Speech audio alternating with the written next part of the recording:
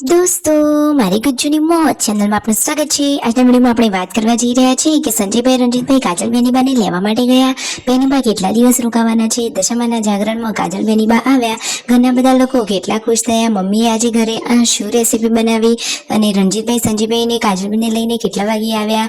ભાણાભાઈ ખુશ થયા કે નહીં? આ બધી જ માહિતી મળશે તમને આપણા આ વિડીયોમાં। મારી ચેનલ ઉપર નવા હોય તો ચેનલને ફટાફટ લાઈક શેર અને સબસ્ક્રાઇબ કરી દો।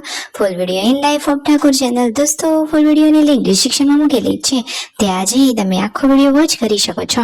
આવી ટૂંકી ટચુકડી લાઈવ લેટેસ્ટ ટ્રેન્ડિંગ માહિતી મેળવવા માટે કરી દો મારી ચેનલને ફટાફટ સબસ્ક્રાઇબ। તો ચાલો દોસ્તો, વધારે રાહ ન જોતા આપણે વિડીયોની શરૂઆત કરી દઈએ।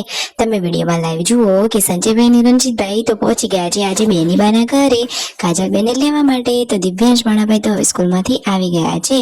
હવે તેમનું બધી વસ્તુઓનું પેકિંગ થઈ જાય તો બધું સામાન લઈ અને પછી જવાનું છે હવે એમના ઘરે। તો જુઓ, એટલામાં તો આવ્યો હતો પૂનમ ભાભીનો વિડીયો કોલ। સંજયભાઈ વિડીયો કોલમાં વાતચીત કરી રહ્યા છે ને એ પણ કાજલ બેનીબાના ફોનમાં આવ્યો હતો। તો બધા લોકો જુઓ મજાક મસ્તી વાળી વાતો કરી રહ્યા છે। અરે, ઠાકોર ફેમિલીનો પરિવાર એટલે એકદમ હેપી એન્ડ ફૂલ ઓન મસ્તી વાળો પરિવાર।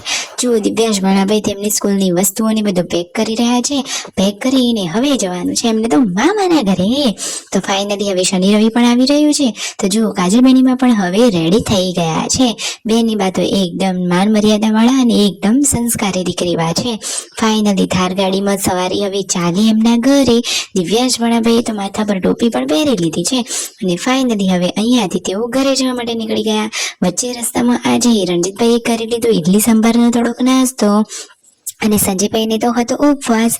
ફાઇનલી પછી ઘરે જવા માટે નીકળ્યા અને રસ્તામાં દિવ્યાંશને તો આવી ગઈ હતી ઊંઘ।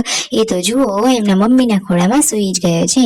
બેનીબા હંમેશા ખુશ હોય એ જ સારા લાગે છે અને એમના ભાઈઓ એમને ખૂબ સરસ રાખે છે। ખરેખર ભાઈઓ હોય તો આવા।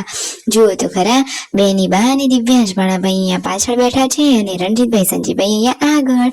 બેનીબાને દશામાના વ્રત માટે લેવાની હતી વસ્તુઓ તો તેમને ફૂલહાર પ્રસાદી બધું જ આજે કાજલ બેનીબા તરફથી છે। બેનીબા ઘરે આવ્યા અને મમ્મીએ તો આવતા વેત જ તેમના ઓવારણા લઈ લીધા। અરે, પિયરના આંગણે આવીએ એટલે ખુશીનો તો હરખ જ ના હોય। કાજલ બેનીબા તો આવતા વેજ લાડકા ભત્રીજા મિતાંશને રમાડવા લાગ્યા। મિતાંશ તો જુઓ કેવો મસ્તી કરી રહ્યો છે। બેનીબાને તો કોઈ પણ કામ કરવામાં જરાય પણ નાનમ નથી। આવતા વેત જ સીધું કામમાં વળી જવાનું। જુઓ તો ખરા કે આવતા વેત સાંજના જમવાની તૈયારીઓ થવા લાગી છે તો બેનીબા પણ કામે લાગી ગયા છે। એવું નથી કે આવીને સીધા પાટે બેસી જવાનું। જુઓ, બધા જ કામમાં એ તો એક્સપર્ટ છે। આવીને પછી મસ્ત મજાના નાહી ધોઈ તૈયાર થઈને દશામાની આરતીમાં ગયા। આરતીમાં આજે માવાની પ્રસાદી હતી, એ પણ કાજલ બેનીબા તરફથી હતી। બેનીબાએ પણ દશામાને કંકુ તિલક કર્યા, પછી બધા લોકોએ ગુણગાન ગાયા। અને જુઓ, આ રહ્યો એ ડ્રેસ કે જે યુએસ થી મોકલ્યો હતો। કાજલ બેનીબાને આ ડ્રેસ સરસ લાગી રહ્યો છે।